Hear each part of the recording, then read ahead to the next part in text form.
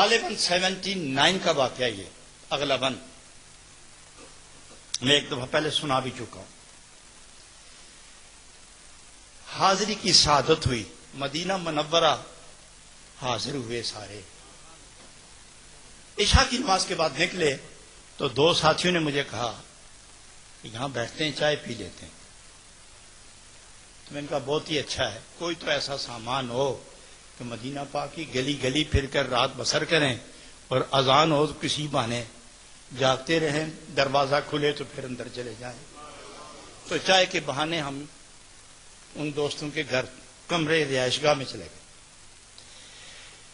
چائے آئی تو ایک صاحب لیٹے ہوئے تھے, وہ تھے MBBS ڈاکٹر. میں نے کہا یہ صاحب بیدار ہے؟ ہاں بیدار ہے. تو پھر ان کو بھی چائے پلائیں گے. تو وہ جو پیر صاحب بڑی عجیب بات ہے, وہ صاحب وہ میر محفل صاحب دسترخوان, اس نے کہا کہ یہ 2 دن ہو گئے ہیں, کوئی 2 نوالے کھانا لیتے ہیں, روٹی بھی نہیں کھاتے, پانی بھی نہیں پیتے, اور بڑی پریشانی میں الجھے ہوئے ہیں. تو میں نے کہا ہم تو مدینہ طیبہ میں آ کے جو پریشان ہیں اس کی ہم نہ ہماری دعا, نہ وظیفہ, نہ دم, نہ تعویذ, کچھ بھی نہیں, تو اس کو کیا تسکین ہم دیں گے؟ پوچھ تو سکتے ہیں کہ تمہیں ہوا کیا؟ کونین کے دکھ بانٹنے والے کی بارگاہ میں آ کر بھی تم پریشان ہو. اس لیے مسئلہ ہے کہ مدینہ شریف سے جب نکلو تو جدائی کے تو سے محبت کے, فرقت کے آنسو ضرور نکلیں, مگر سرور اور خوشی لے کر نکلا کرو. دوبارہ مدینہ پاک میں داخلے تک آدمی خوش ہی رہتا ہے. چلو پوچھتے ان سے, ڈاکٹر صاحب کیا ہوا آپ کو؟ وہ مجھے دیکھ کے نا تو مجھے کہتا جو ہوا سو ہوا, بس رہنے دیں. میں نے کہا آپ بات تو کریں اللہ کے بندے, اٹھو بیٹھو. میں نے خیر اٹھانے والی گرج کے ساتھ اٹھا لیا اس کو, بیٹھا رہا جس وقت. میں نے کہا کیا ہوا؟ سارا واقعہ سناؤ حضرات, قابل غور. اس نے کہا جب میں آ رہا تھا نا, میرے پیر نے ان گنے بغیر شمار کیے پیسے مجھے دیے, یہ لے جاؤ. مدینہ طیبہ میں آج کل نہیں, لیکن جس زمانے میں ہم گئے تھے, حاضر ہوئے تھے, گئے تھے نہیں بلائے گئے تھے. کون جاتا ہے ان کی مرضی کے بغیر؟ وہ بلاتے ہیں تو کوئی جاتا ہے. مت کہے کوئی میں گیا تھا, یوں کہا کرو بلائے گئے تھے ہم. تو جب حاضر ہوئے یہاں تو ہم نے دیکھا کہ اس دور میں کچے مکان اور بالکل قریب باب المجیدی کے سامنے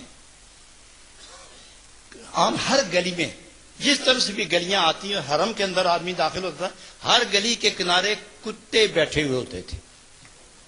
میں نے اپنی آنکھوں سے کتنی دفعہ دیکھے. تو میرے پیر نے مجھے کہا, ڈاکٹر گویا ہوئے بولنے لگے کہ میرے پیر نے مینو کہ جے انا پیسے نال روٹی لے کے سحری ویلے مدینے شریف کی گلی چ بیٹھے کتیاں نو روٹی پیش کری.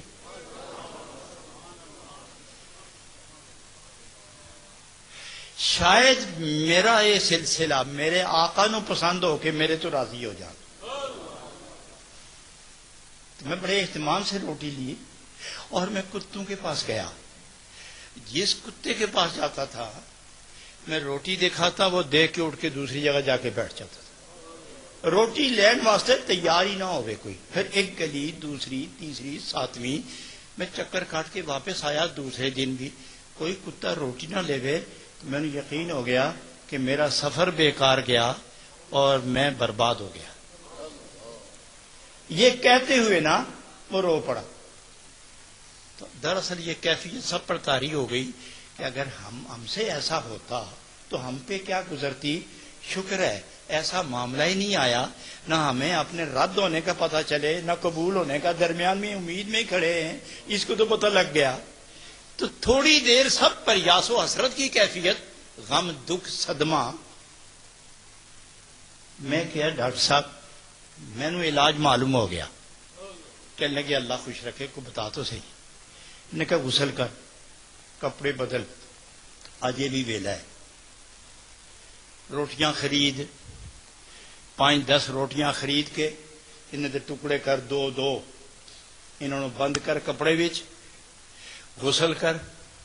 سر کی دی اذان ہوئے تو روٹیاں دے گٹھڑ جایا سیدھا مدینے. اکیل میں حرم پاک مواجہ شریف کو جا کے اگے سلام کر کے ایک گل آکھی، میرے آقا دو عالم، میں حج کیتا خوش خوش. مینا وچ گیا، عرفات گیا، شیطان نو بٹے مارے، لوگ نکے نکے مارے، میں موٹے موٹے مارے. پھر حاجی ہویا، سر منایا، بکرے 2 ذبح کیتے، صفا مروا دوڑیا، کعبہ شریف گرد پھیریا، حجر اسود چ میں حاجی ہویا. ایتھے آیا تو آپ کی بارگاہ کے کتوں نے مجھے بتا دیا کہ تم کچھ نہیں ہو.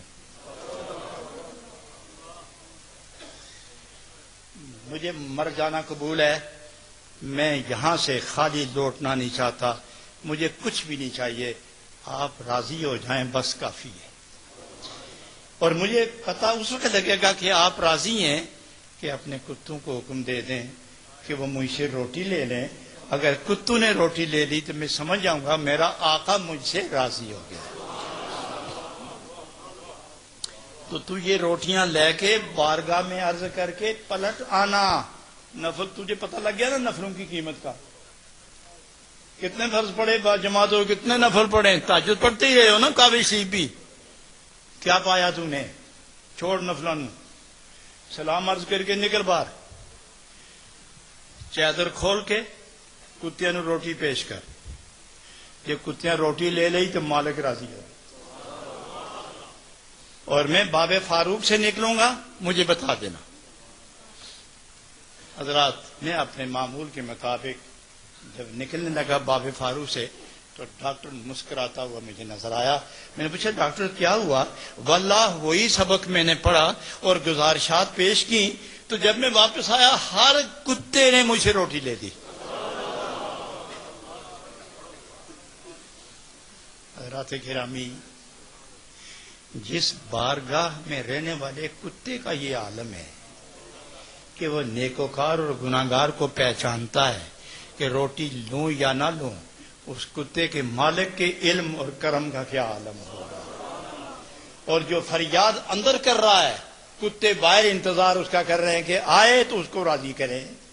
اور کوئی کتا دائیں بائیں نہیں منہ پھیرتا، روٹی لے کر آرام سے کھانے لگ گئے تو وہ مجھے مانکا کر کے تو کہنے لگا میں تمہاری کیا خدمت کروں. میں نے کہا یہی کہہ دینا اندر جا کے اس بارگاہ میں ایک اور کتا ہے، اس پر بھی کرم کر دینا. حضرات گرامی، مت اپنے نفلوں پر اعتبار کرو، نہ وظائف پر، نہ تسبیح پر، نہ تہجدوں پر. اعتبار کرنا ہی ہے تو کملی والے آقا کے کرم پر اور خدا کے کرم پر. یہ راضی ہو گیا اللہ کا کرم اور اللہ کے محبوب کی عنایت، یہ 2 جہاں کی سرفرازی ہے.